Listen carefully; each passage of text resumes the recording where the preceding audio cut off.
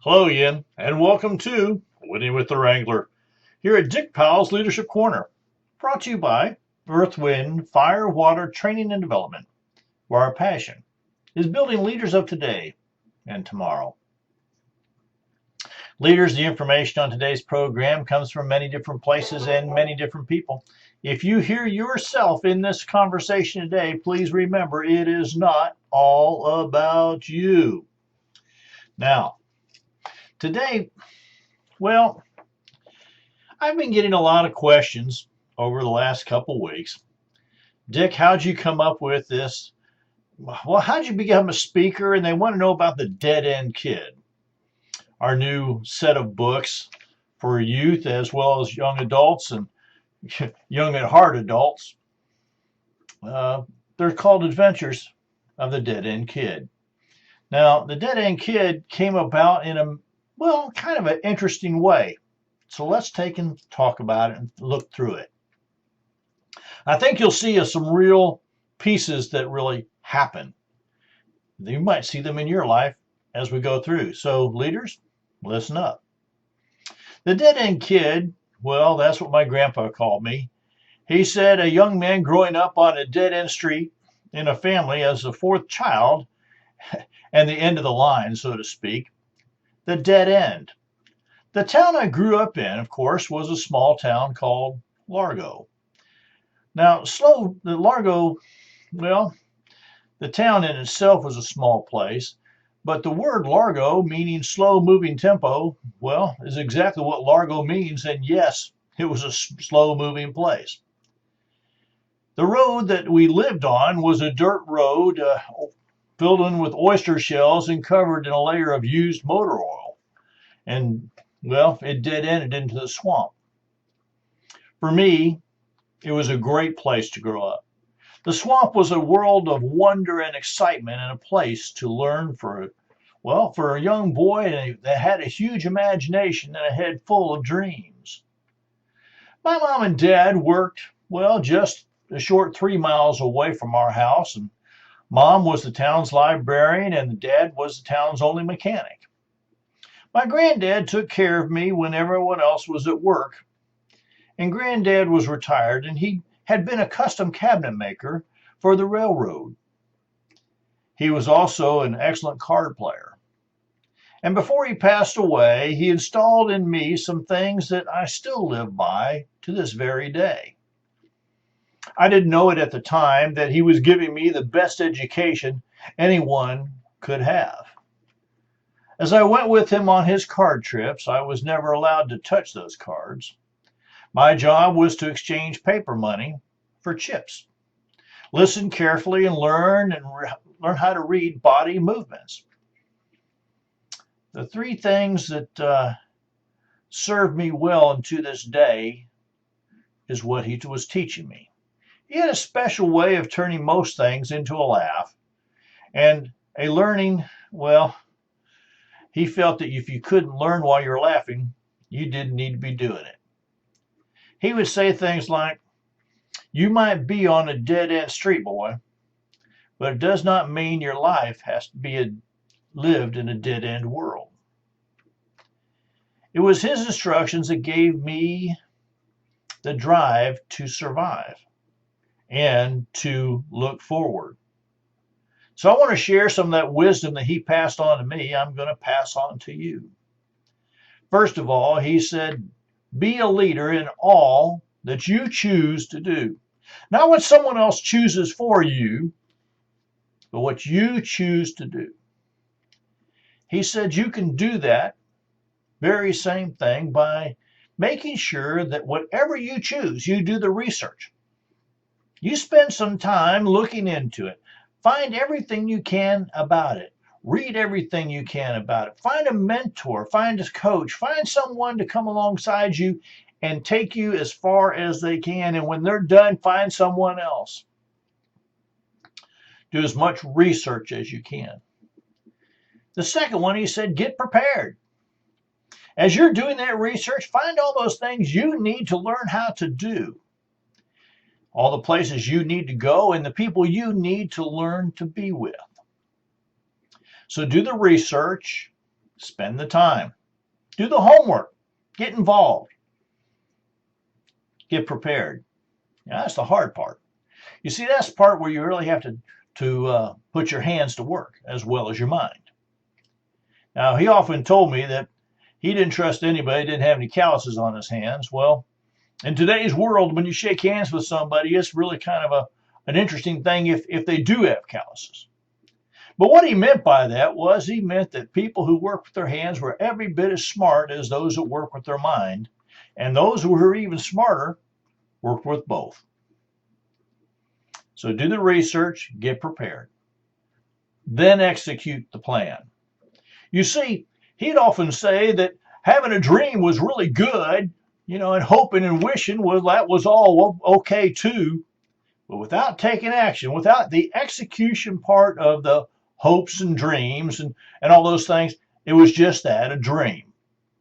And that's well and good. It just never gets done. The next part he really taught me well. He's talked about networking. Now, networking to him meant really learning about other people, building bridges, building relationships, finding out what other people did, knew, and could help you move ahead in what you were doing. You see, that's about those choices he was talking about. It was all about the choices. He went on to say that the next step he called celebration. He would often tell me that celebrate the good as well as some of the not so good. He would say that he had a saying about failure. He said, failure is the best thing you can do. You should be happy you just failed at something. Because he truly believed that failures were just learning tools. They weren't anything terrible. They weren't anything to, spend a lot of time on. He wanted you to ask two questions. What did you learn from that? And what will you do different? You see, taking those two things really changed a failure into a celebration time, because now you've learned something from it. I never will forget one time when a teacher, I was younger, and teacher gave me an F on top of my paper, and I kind of got excited. I said, well, hey, that's pretty good. I guess I got something to learn. She didn't understand. She really believed that word failure was a negative word, and I had been raised with the word failure as a positive word. You see, it's all in how you look at it. Now, the next step that he wanted to pass on to me was really all about this, making these choices. He said, you need to evaluate, Dick. You need to evaluate every single thing you do. At the end of the day, you need to maybe lay there on your pillow a couple minutes and evaluate what went well and what didn't go well. And when I got a little older, he handed me a book. I'm still writing in them, by the way. And he said, here's your first journal. I said, boy, I don't want to do that. He says, this is where you keep track of all the things that went well and maybe the things that didn't go well and maybe some of the things you want to do. So the number one thing on his list was be a leader in all that you choose to do. And when you choose to do that, do the research, get prepared, execute the plan. Network with everyone you can, celebrate the good as well as maybe the not so good, and evaluate every single step. Now, the number two on his list was be trustworthy. He said, when you shake someone's hand and give them your word, hold to it. And you do that no matter what happens in your life. Unless, of course, you're in the hospital or on your deathbed. You make good on whatever you've promised to do. This is something that I have held near and dear to my world to really aspire to. I tell you I'm going to do it. My wife will tell you that I'll show up. No matter what I feel like, no matter what it's doing outside, I'll be there. Because I've given you my word. Number three was, he said, have integrity. He said, having integrity is something that most folks don't see. It's doing the right thing because it's the right thing to do. And many times he said that'll take some courage to stand up to do what's right and say what's right and follow through on it, even when it doesn't make you the most popular person in the room. Have integrity. Number 4, he said, if you're going to be a good leader, you're going to be a great leader, you need to help others. Help other people help themselves get to where they want to go. Help them with their dreams and their wishes and hopes. Show them they need to take action. But reach your hand out and pull them across the line. Don't stand there and just say, hey, come on, please. Reach your hand out. Help them out. That's what he meant. He said, crossing the finish line all by yourself is all well and good, but when you cross it with your teammates or the person behind you, it's a whole lot better. Number 5. This is one he drove in pretty hard. He said, you need to have a personal growth plan. And of course, when he was telling me this, he passed away when I was just 12 years old. So he was telling me I was pretty darn young. He said, have a growth plan, personal growth plan. What books are you going to read?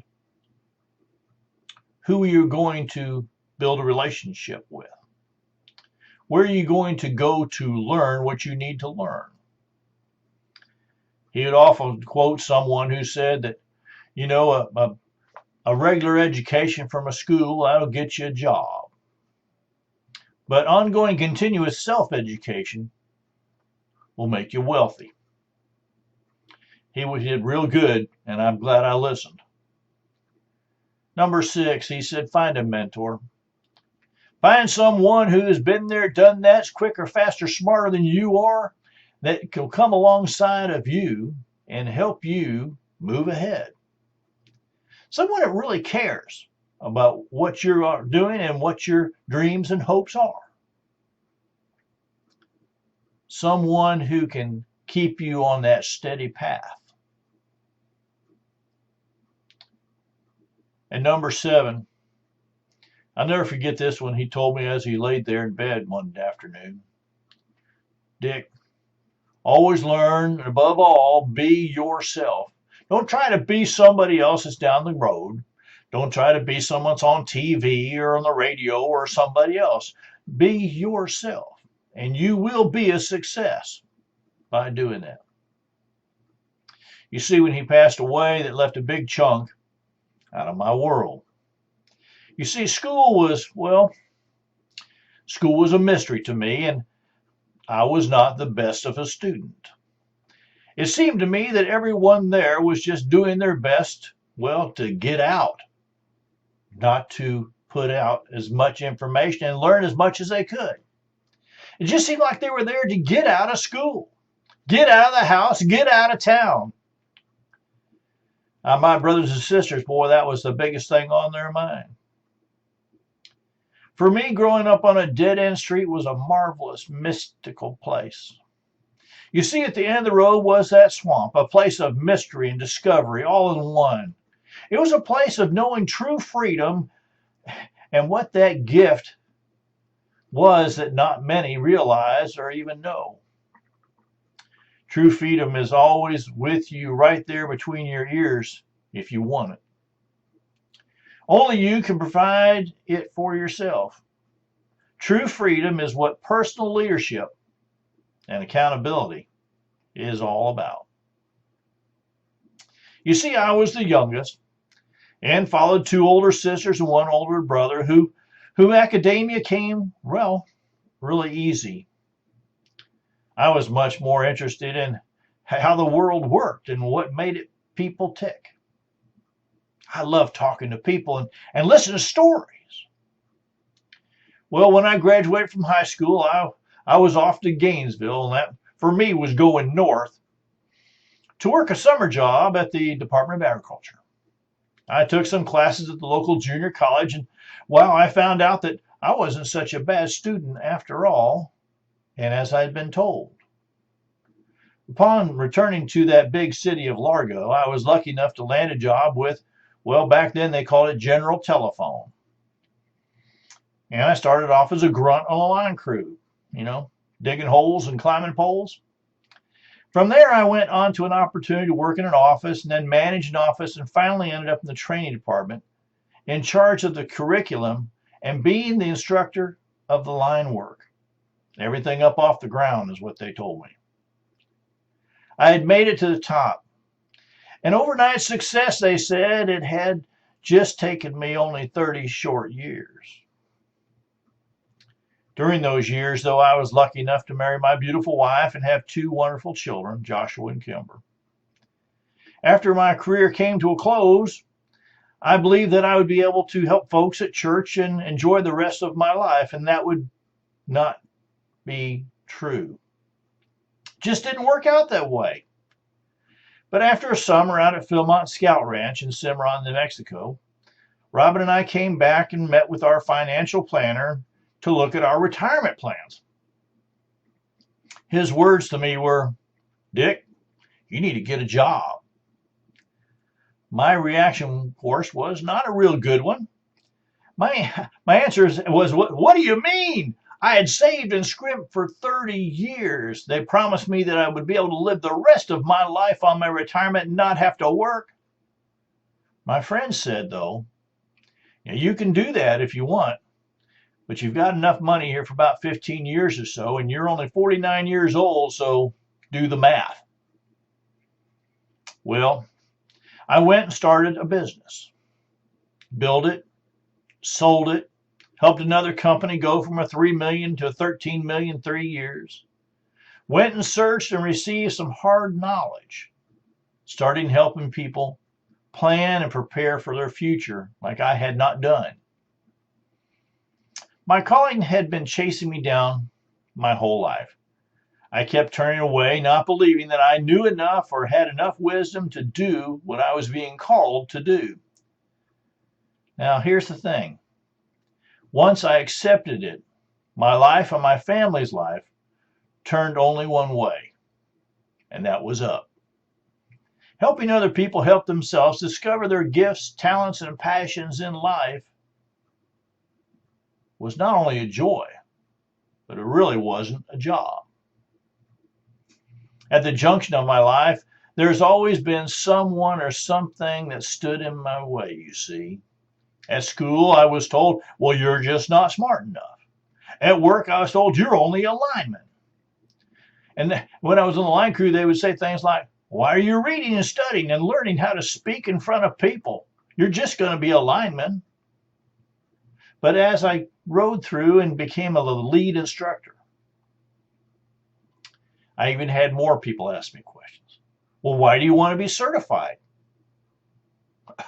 And as a business owner, they would say, well, what do you know about business? When are you going to get a real job?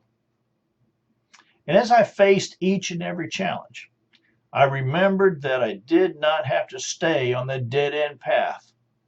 I kept hearing my grandfather say that. Just because you were born there, son, doesn't mean you have to stay there. When Grandpa passed away, I no longer had much of a role model in my home. So I did like many of my age group. I watched all the John Wayne movies and took into my head that I was all alone in this project, and if I was going to make it, I was going to have to do it on my own. Of course, I had no real idea of what that meant. After many years and a wife that she has a slow to temper attitude, and that's good. I started reading and learning, and I went to a conference that Stephen Covey was on stage there the whole day. That day changed my life. It sent me on a brand new path that I never expected. You see, I had always dreamt about being on stage as a speaker. That day, I found my calling. Teaching personal accountability and personal leadership is all that get near to me. I am now living my dream, doing what I always believed was my calling from the very beginning. As an author, speaker, teacher, coach. You see, all along the way, the ups and the downs, I was prepared, molded, and shaped into the flames, and by the flames of life. What you're doing and learning today, what you are doing and learning today is preparing you for tomorrow.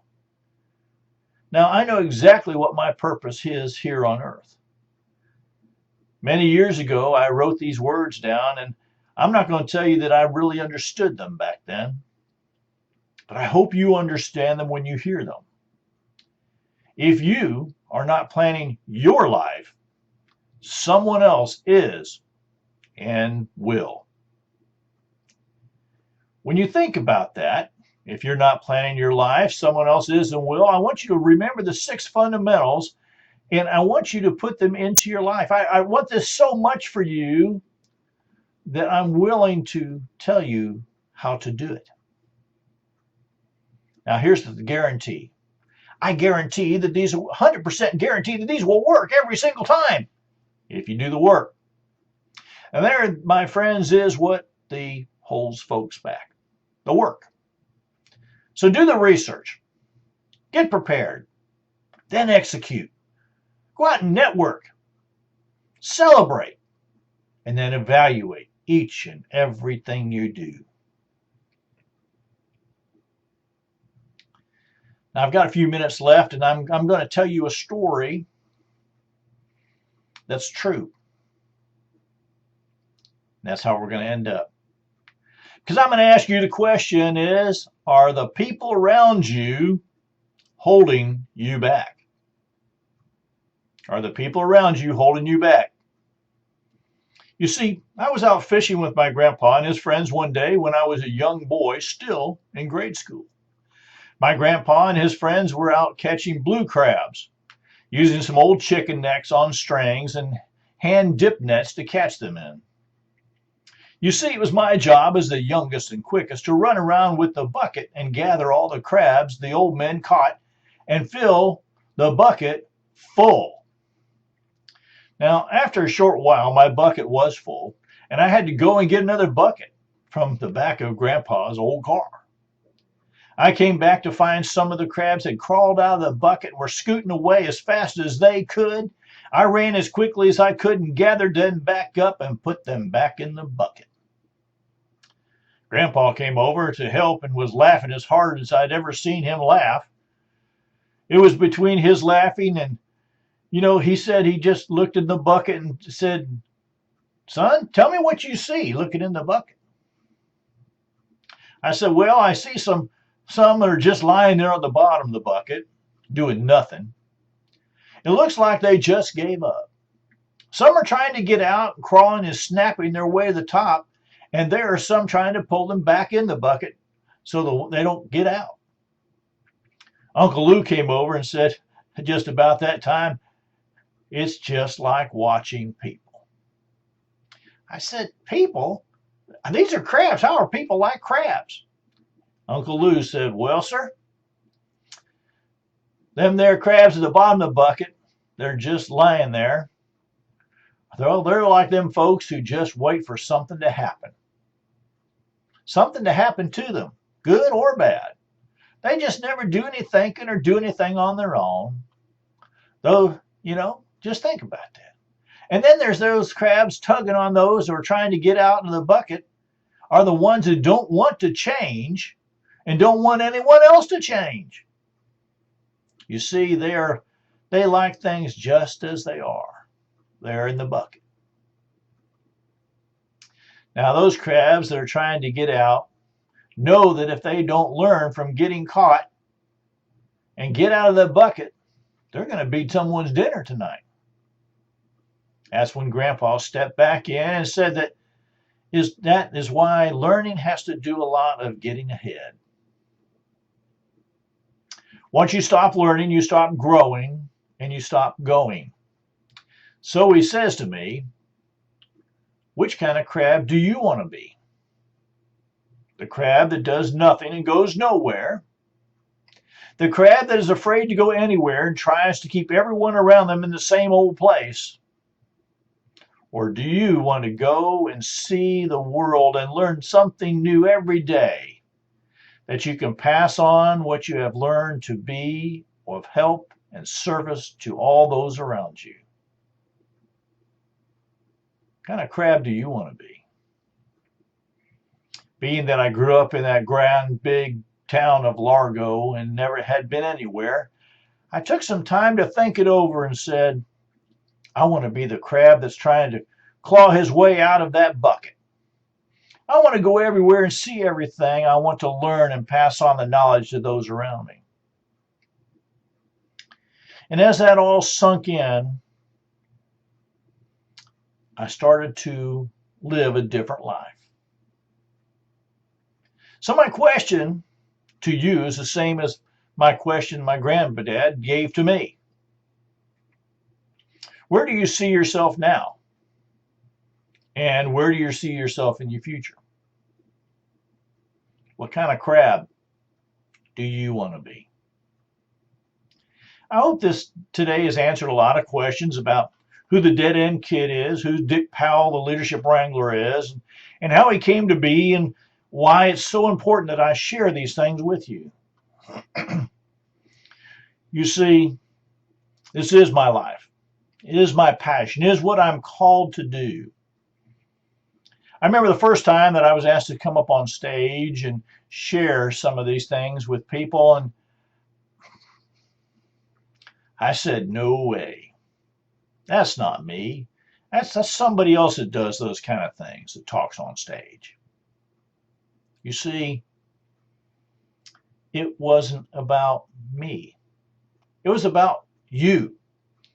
What can I share with you so that you can realize your hopes and your dreams? You can attain your goals.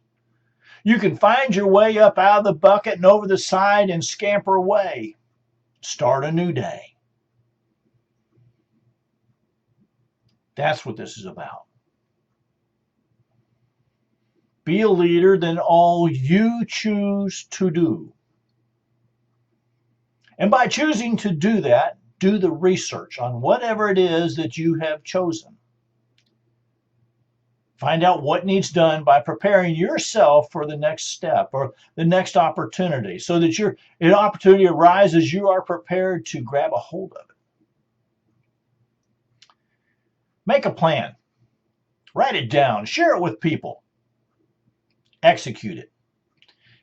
Take little baby steps if you need to, and I often encourage people, just do one thing towards your goal every single day, and you'll be surprised how fast that you actually maintain it. Network. You know, well, it's one of the things that I believe we're falling down on, and that's building relationships between people and others around you. Learning how to speak, and how to speak clearly so people understand you, and when you're talking to them, they get excited because you're talking to them. Celebrate. Celebrate the good, the bad, the ugly. Celebrate every single thing, because you know what? Every morning when you get up, you throw your legs around from that bed and they hit the floor, you have a choice to make. You're going to be happy or not. It's your choice. You see? And the last one, evaluate. I'm going to encourage you greatly to get a journal and start using it. Journals have 2 pages, a right and a left page. On the right page, write down everything that's going on during that day.